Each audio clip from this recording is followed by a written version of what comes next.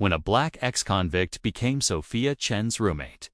She thought the biggest risk was what her gallery patrons might whisper behind champagne flutes, but the way his criminal record made her pulse quicken in ways her art collection never could.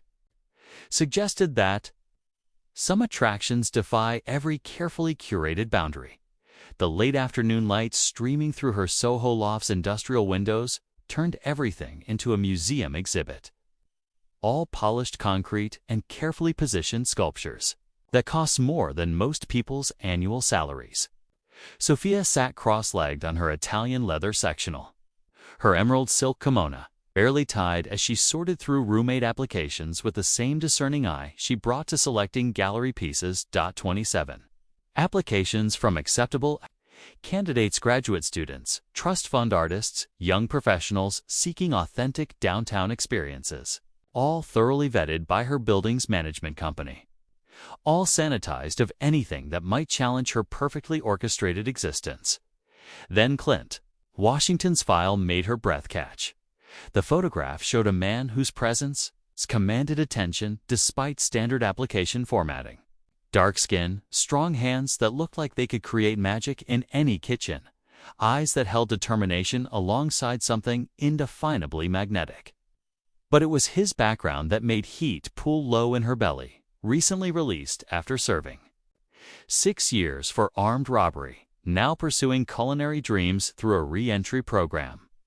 Seeking housing assistance to rebuild his life, Sophia's fingers traced his employment history: unconsciously line cook at a prison cafeteria, apprentice to a renowned chef during a work release program.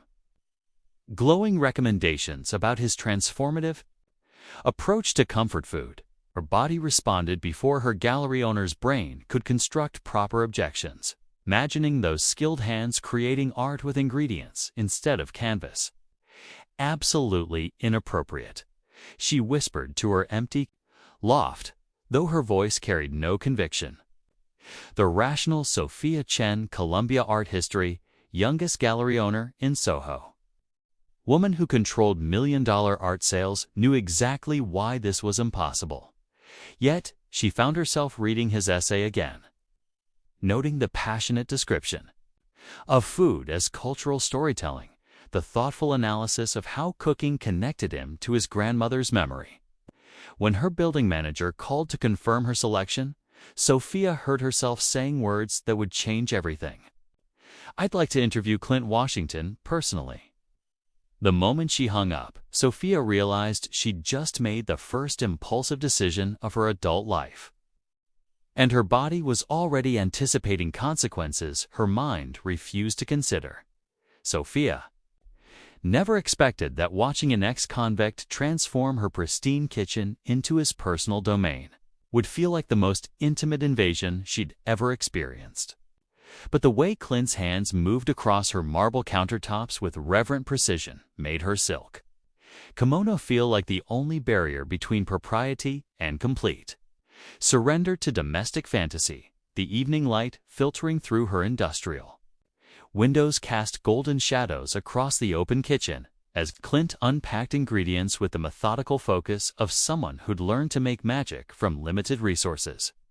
His work clothes had been replaced by dark jeans and a fitted black t-shirt that revealed muscled arms marked by scars that told stories she wasn't ready to hear. "You mind if I actually use this space for what it's designed for?"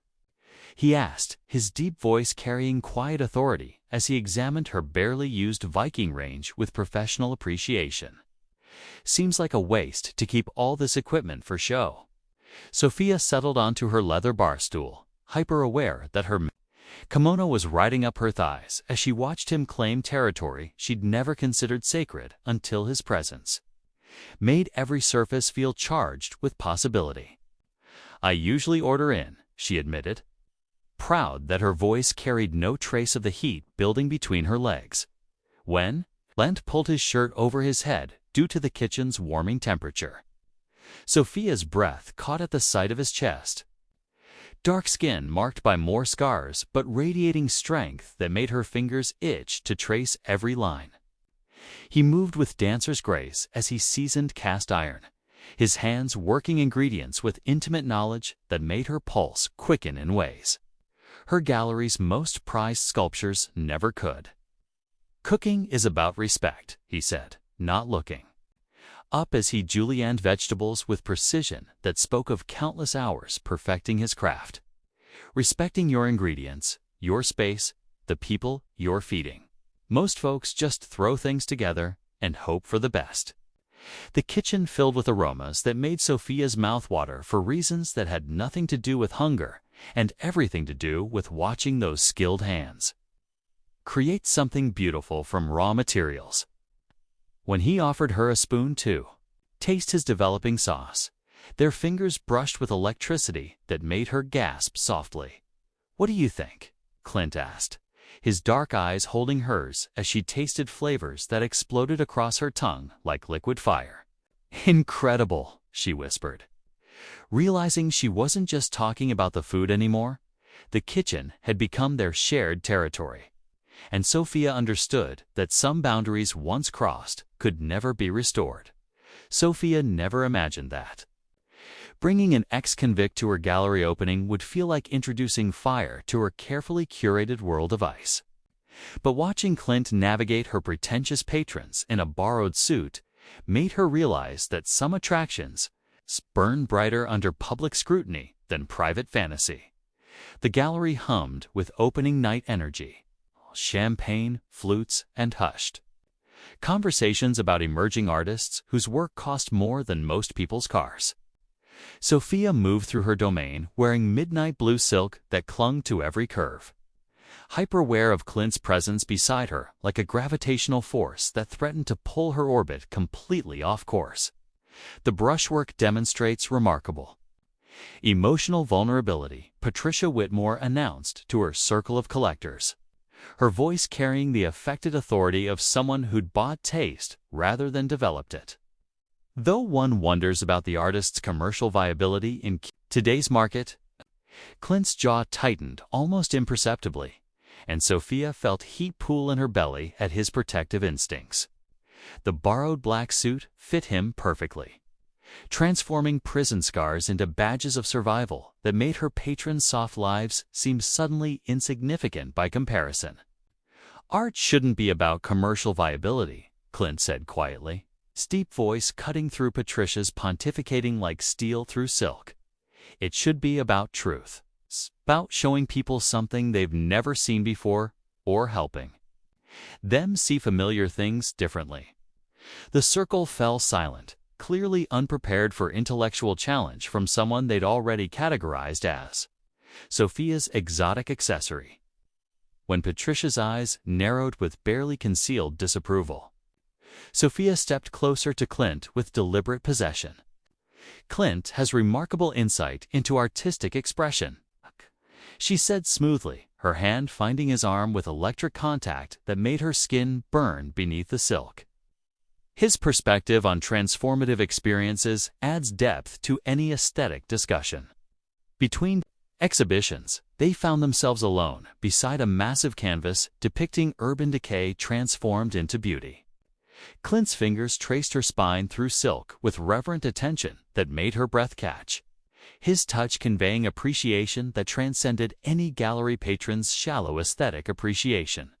"You didn't have to defend me," he murmured against her ear, his proximity creating heat that had nothing to do with the gallery's carefully controlled climate. "Yes, I did," Sophia whispered back, realizing that choosing him publicly felt more dangerous and more necessary than any artistic risk she'd ever taken. When they rejoined the crowd, Sophia understood that some exhibitions revealed more about the viewers than the art itself, and tonight she was displaying her heart alongside her collection. Sophia never expected that learning to make pasta at midnight would feel like the most intimate education of her privileged life. But the way Clint's hands guided hers through kneading dough made her understand that some lessons transcend culinary technique and venture into dangerous territory, where vulnerability becomes foreplay. The loft kitchen glowed under pendant lights. As Clint positioned himself behind her, his chest radiating warmth against her silk camisole, while his calloused palms covered her hands on the marble countertop. Flour dusted everything like snow, transforming her pristine space into something beautifully chaotic. "Feel the texture," he murmured against her ear, his breath sending shivers down her spine as they worked the dough together. Cooking is about understanding what you're touching, reading what it needs from you. Sophia's pulse hammered as his. Fingers guided hers in slow, rhythmic motions that had nothing to do with pasta and everything to do with the electricity building between them. When flour accidentally scattered across her cheek, Clint's thumb brushed it away with reverent attention that made her breath catch. "Where did you learn to cook like this, Ka?" she whispered, turning in his arms until they stood chest to chest, the kitchen counter at her back.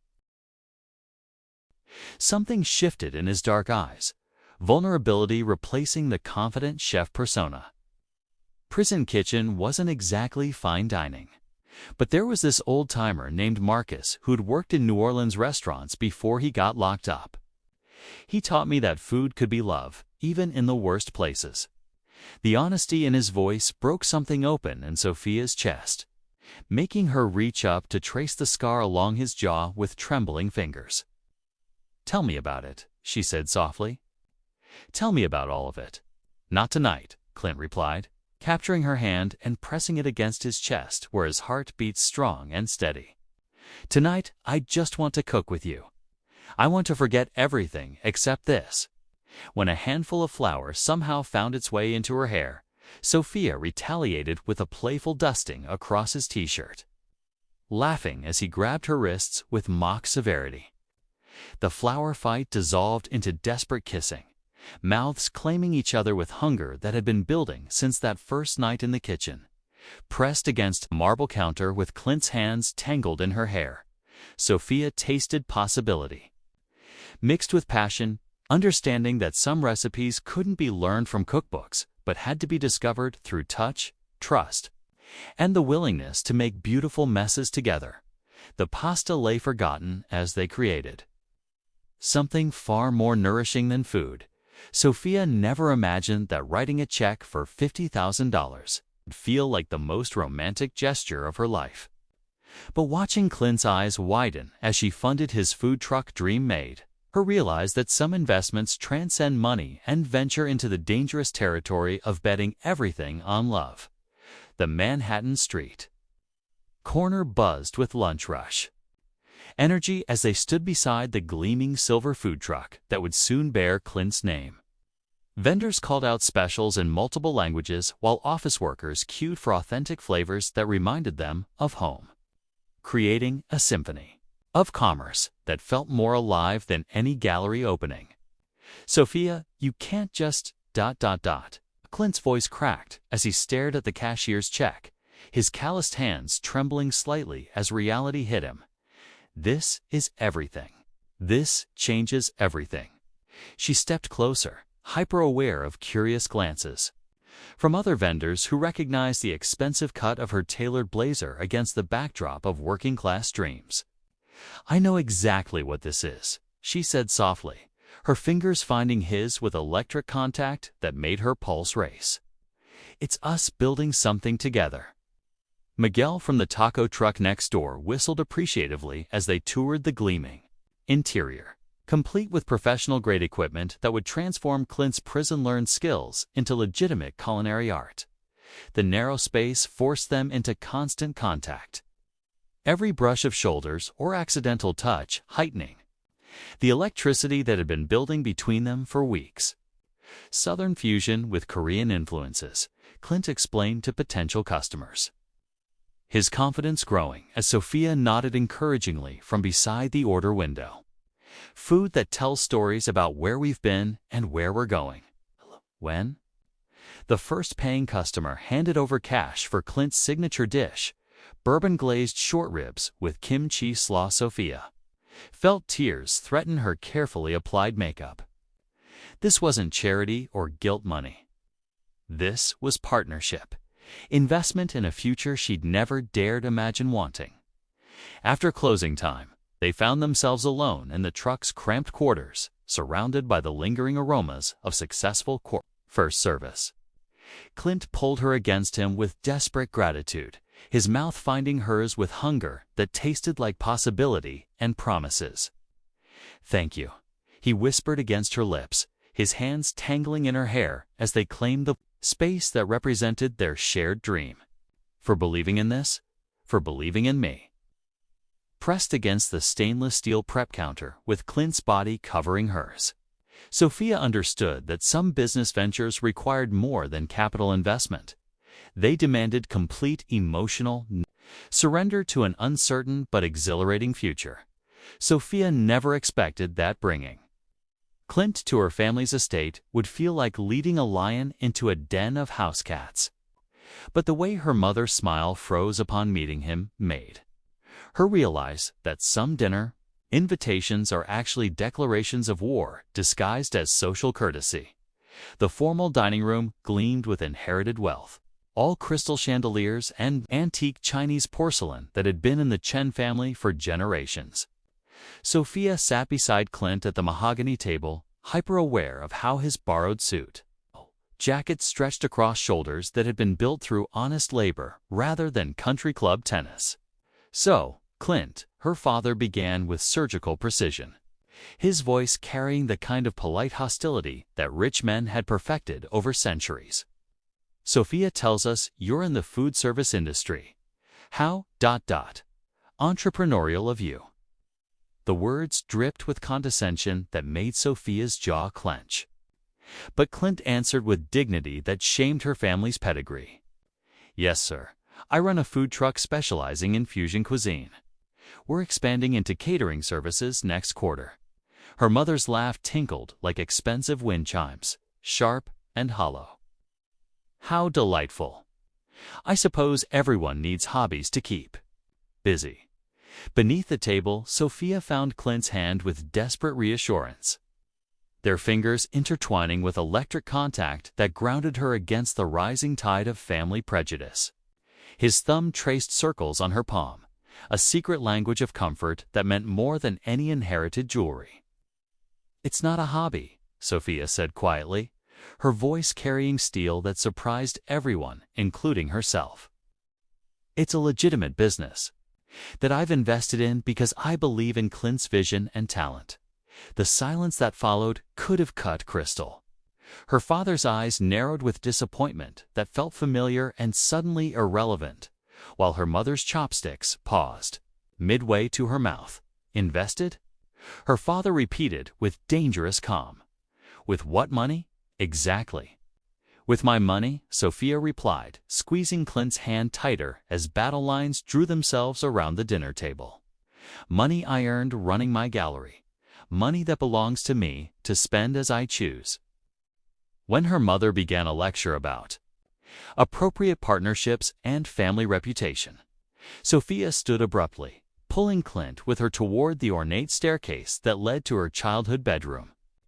"We're leaving," she announced with finality that echoed through marble halls built on generations of other people's approval in her teenage bedroom, surrounded by awards and trophies that suddenly seemed meaningless.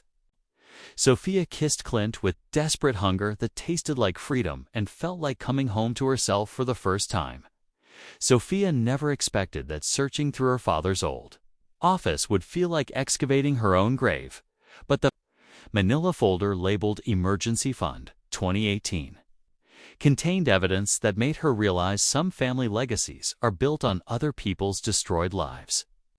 And the man she loved had paid the price for her father's crimes. The storage room beneath her family's estate felt like a mausoleum dedicated to corporate secrets. All filing cabinets and banker's boxes that hadn't been disturbed since her father's sudden heart attack 3 years ago. Dust motes danced in afternoon light as Sophia searched for financial records that might help with Clint's business loan application. Her silk blouse already wrinkled from hours of methodical excavation. The folder fell open in her trembling hands, revealing bank statements and transaction records that painted a horrifying picture of systematic embezzlement from the nonprofit foundation her father had chaired. Wire transfers totaling hundreds of thousands of dollars, all traced back to accounts that funded her gallery's initial startup costs. Her art collection, every privilege she'd taken for granted, but it was the newspaper clipping that made her world collapse entirely. A young black man arrested for armed robbery at the very bank where her father had been laundering stolen funds. On the exact date of the largest transfer, Clint's mugshot stared back at her with defiant eyes that she now recognized. His conviction serving as perfect cover for her father's white-collar crimes. Sophia, Clint's voice carried concern as he found her collapsed on the concrete floor, surrounded by evidence of her family's corruption. What's wrong? You've been down here for hours.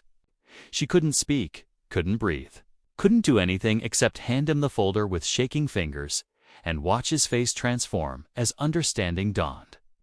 6 years of his life stolen, his reputation destroyed, his dreams deferred, all so her father could steal from children's charities without consequence.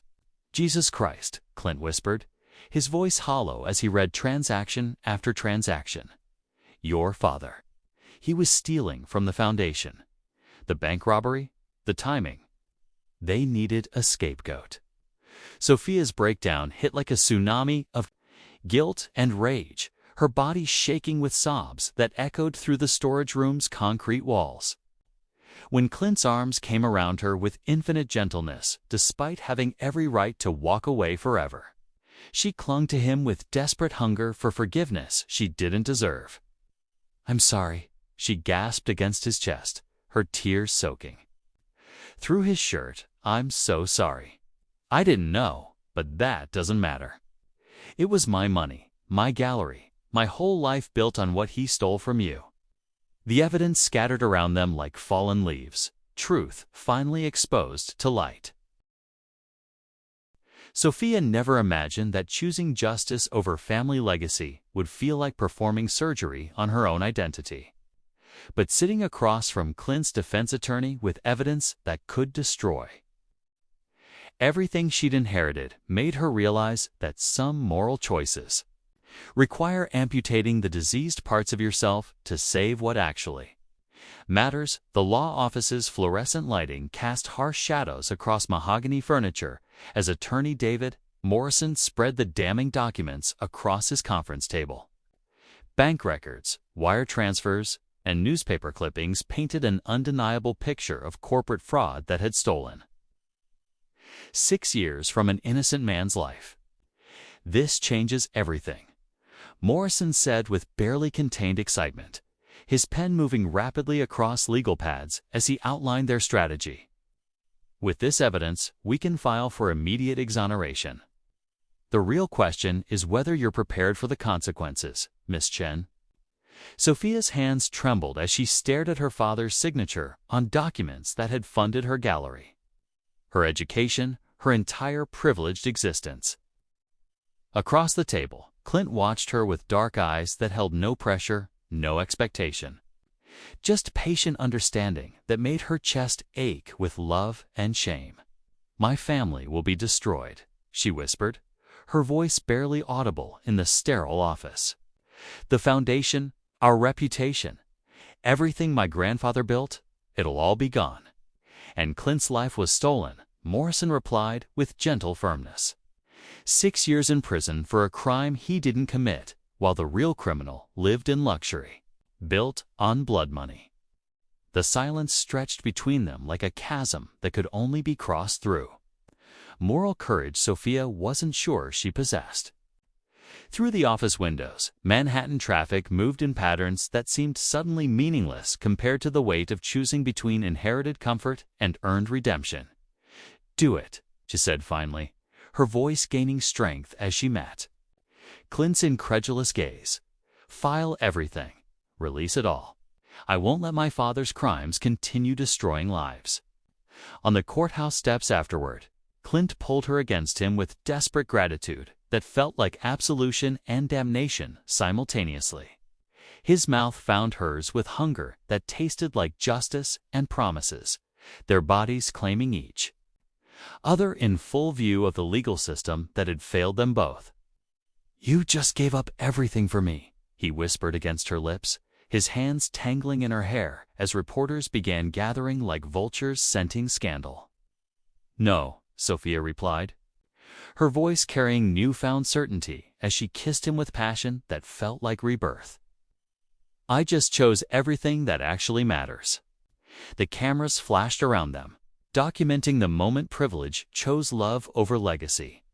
Sophia never expected that love could feel like warfare.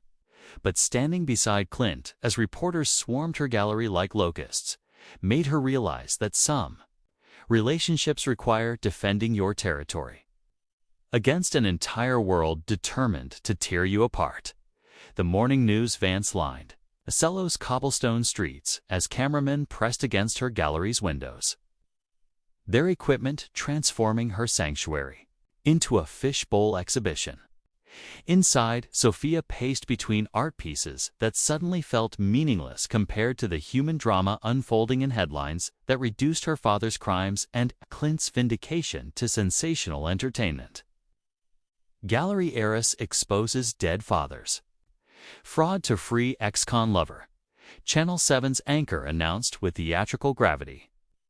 Her perfectly coiffed head filling the television screen as Sophia's private life became public spectacle. Clint's protective instincts kicked in when reporters cornered them outside the loft, his broad shoulders shielding her from microphones thrust toward her face like weapons.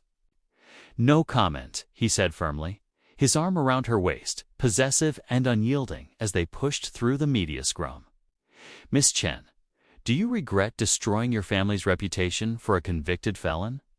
One reporter shouted, her question designed to draw blood from already open wounds. "He's not a convicted felon," Sophia replied with steel in her voice that surprised even herself. "He's an innocent man who was wrongfully imprisoned while my father committed the real crimes. And yes, I'd do it again without hesitation." Her mother's phone call that afternoon carried the kind of icy disappointment that had shaped Sophia's childhood. Each word calculated to inflict maximum guilt. "You've destroyed everything your grandfather built," she said with surgical precision. "For what? For some criminal who's obviously using you for money?" "He's not using me for anything," Sophia shot back, her free hand finding Clint's where he sat beside her on their shared couch. "He's the only person who's ever loved me for who I actually am, not what I can provide." When evening finally brought temporary respite from media attention, they found solace in each other's arms with desperate hunger that felt like reclaiming stolen territory. Pressed against the kitchen counter where they'd first kissed, Sophia understood that some love stories require surviving public execution before earning private paradise. "Are you sure about this?" Clint whispered against her throat, his hands trembling slightly as he held her. "About us, about everything you're giving up." "I've never been more sure of anything," she replied, pulling him closer until there was no space between them except shared breath and synchronized heartbeats. Outside, city hummed with indifference to their drama, but inside their fortress of two, love felt invincible. Sophia never expected that justice could taste sweeter than champagne.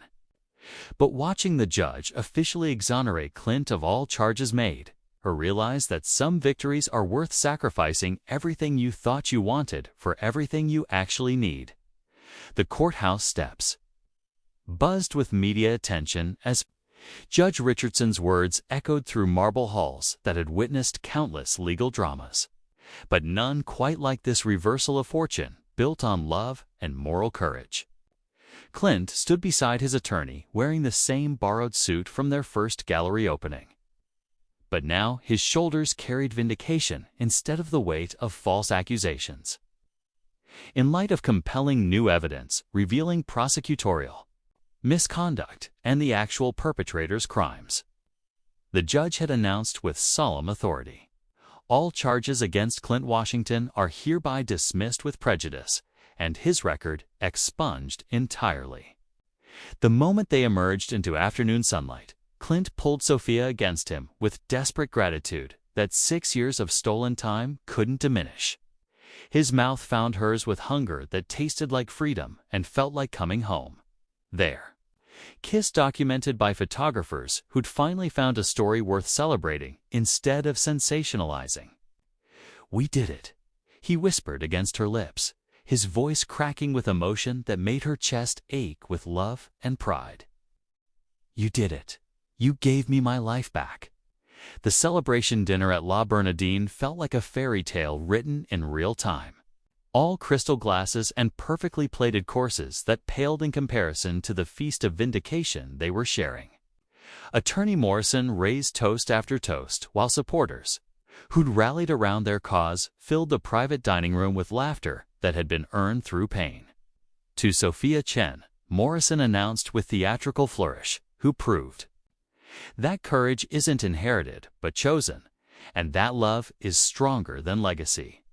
Sophia's cheeks burned with pride as Clint's hand found hers beneath white linen, their fingers intertwining with electric contact that promised private celebrations, more intimate than any public recognition. When photographers captured them leaving the restaurant together, she no longer cared about headlines or family reputation. The hotel suite overlooked Central Park, all floor-to-ceiling windows and Egyptian cotton that provided sanctuary from a world that had finally acknowledged what they'd known all along, that truth and love were worth fighting for, no matter the cost. 6 years, Clint said quietly, standing at the window as city lights twinkled below like fallen stars. 6 years, I thought I'd lost forever. Not lost, Sophia replied, moving into his arms with certainty that felt like destiny. Just delayed until we found each other. Their celebration would last until dawn, marking not just legal victory, but the beginning of a future they'd earned together. Sophia never imagined that watching Clint command a professional kitchen would feel like the most erotic business meeting of her life. But the way he directed his staff with culinary precision while discussing expansion plans made her realize that some partnerships create heat that transcends both boardroom and bedroom boundaries.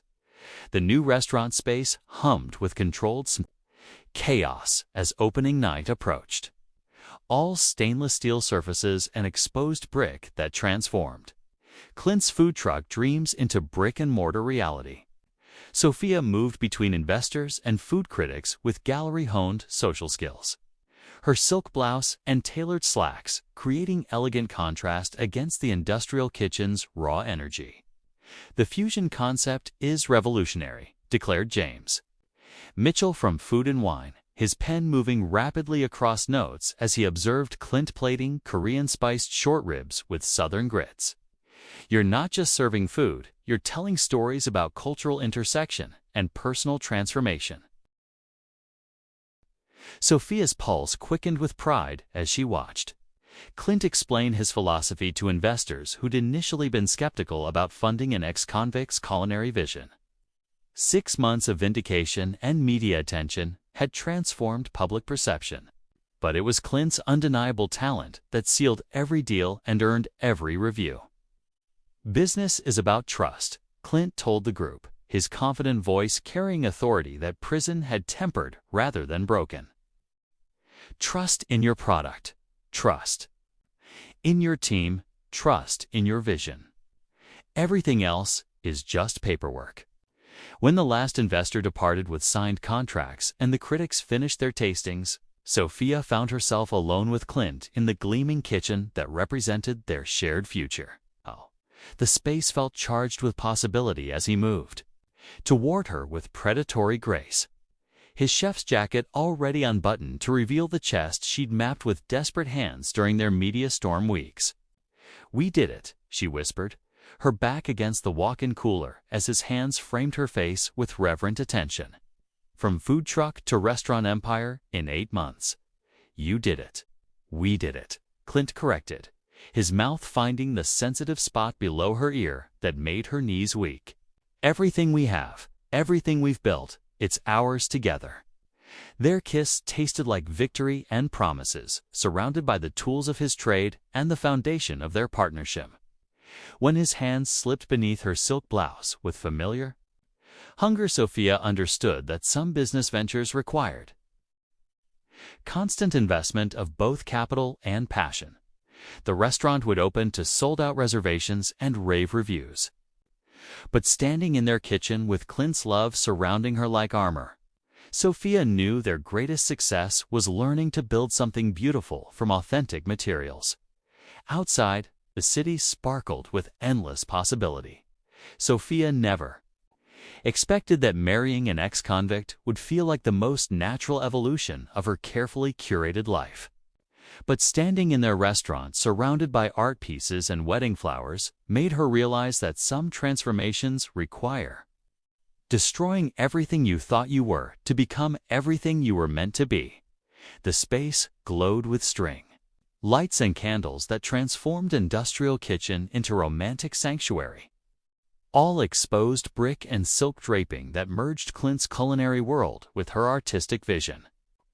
Wedding guests mingled between easels, displaying work from formerly incarcerated artists, alongside Korean fusion appetizers that told stories of cultural intersection and personal redemption. "You look incredible," Clint whispered as they met. At the altar they constructed between the dining room and open kitchen. His black tuxedo impeccable against skin that still carried scars from a past that no longer defined him. "Like everything I never knew I was allowed to want." Sophia's vintage silk gown caught candlelight as she moved toward him. Her bouquet of white peonies and herbs from their restaurant garden representing the practical beauty they'd cultivated together. When Judge Richardson, the same judge who'd exonerated Clint, began the ceremony, their journey from roommates to partners felt like destiny disguised as accident. "Do you, Sophia, take Clint to be your husband, knowing that love requires choosing each other daily rather than once?" The judge asked with warmth that acknowledged their unconventional path to this moment. "I do," Sophia replied, her voice carrying certainty that had been earned through public scandal and private transformation. Every day, every choice, every breath. The reception erupted with cheers from food truck vendors, gallery artists, legal team members, and community leaders who'd witnessed their love story unfold through headlines and court proceedings. Even Sophia's mother had attended, her presence representing grudging acceptance that love sometimes chooses its own timeline. During their first dance to jazz, music that echoed through exposed beams, Clint's hands settled on her waist with possessive tenderness that made her pulse race with anticipation for their wedding night. The hotel suite awaited with rose petals and champagne, but first came the announcement that would complete their circle. "We have one more surprise," Sophia said into the microphone. Her free hand finding Clint's as emotion threatened her carefully applied makeup. "In about 7 months, you'll all be invited to another celebration." The pregnancy news brought tears and applause that echoed through their shared space, surrounded by evidence of lives rebuilt through courage and connection. When Clint lifted her off her feet with joy that radiated through every cell of his body, Sophia tasted forever on his lips as he kissed her with reverent hunger that promised celebration beyond any public display. Hours later, in their penthouse suite overlooking the city that had witnessed their transformation, Sophia stood before floor-to-ceiling windows wearing nothing but silk lingerie and her wedding ring. The reception noise had faded to distant memory, leaving only the sound of their synchronized breathing and the rustle of expensive fabric against heated skin.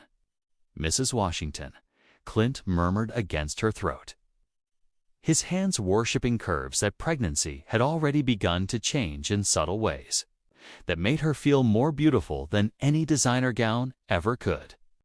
"I love the sound of that." When he carried her to their marriage bed with reverent strength that spoke of someone who would never take precious things for granted, Sophia understood that some love stories require surviving everything the world can throw at them before earning the right to private paradise. Their wedding night became a celebration of bodies that had learned to trust, hearts that had chosen courage over comfort, and souls that had discovered that authentic love was worth fighting for. As the city sparkled below their windows and dawn approached with promises of shared tomorrows, Sophia and Clint created their own constellation of passion, partnership, and permanent commitment to building beautiful things from honest materials. The morning would bring new challenges: a restaurant to run, a gallery to curate, a baby to prepare for, but wrapped in Egyptian cotton sheets with Clint's wedding ring catching early sunlight. Sophia felt the profound satisfaction of someone who had traded inherited privilege for earned happiness. Their love had been forged through fire, tested by scandal, and proven stronger than family expectations or societal judgment. In the end, love had transformed them both into people worthy of the happiness they'd earned together. And as Clint's arms tightened around her with protective tenderness that would last a lifetime, Sophia knew that some fairy tales begin with criminal records and end with wedding rings, proving that redemption comes in many forms.